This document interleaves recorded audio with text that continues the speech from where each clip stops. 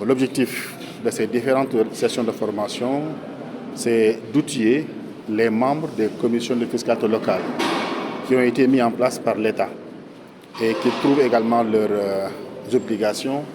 à travers les articles 308 et 309 du Code général des impôts. Parce que les membres des commissions de fiscalité locale jouent un rôle important dans la mobilisation de ressources, surtout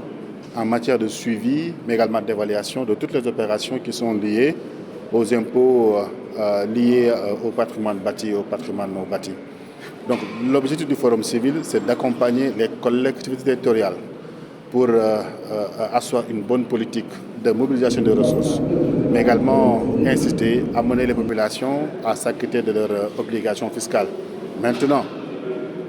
ce que nous disons au Forum civil, on ne peut pas tout le temps demander aux populations de s'acquitter de leurs obligations fiscales sans pourtant qu'ils s'assurent que l'argent qu'ils versent dans les caisses du Trésor public est utilisé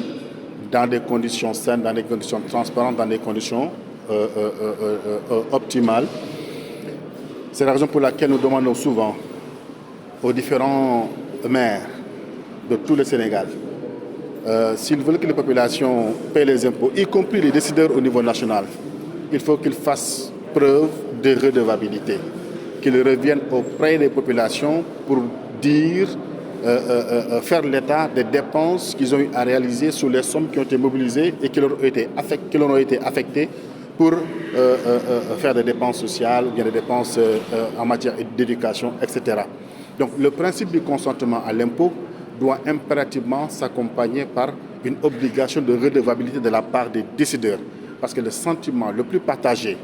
la perception la plus partagée au niveau du Sénégal, c'est que les impôts, les ressources qui sont mobilisées sont souvent détournées par les décideurs. Maintenant, pour convaincre les populations que les sommes ne sont pas détournées, il faut impérativement de la redevabilité de la part des autorités, mais également de la redevabilité de la part des corps de contrôle. Je l'ai toujours rappelé,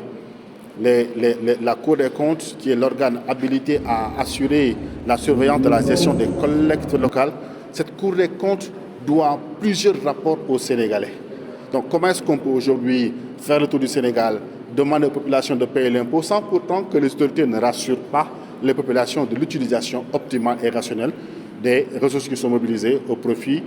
des politiques sociales ou bien des politiques éducatives. C'est pourquoi nous sommes ici, nous sommes aujourd'hui à Ziguinchor, nous sommes très heureux également de regrouper les 3 commissions de fiscalité locale, représentées ici derrière moi par les présidents de commissions de fiscalité locale de Ziguinchor, de Bignona, mais également de Oussouye.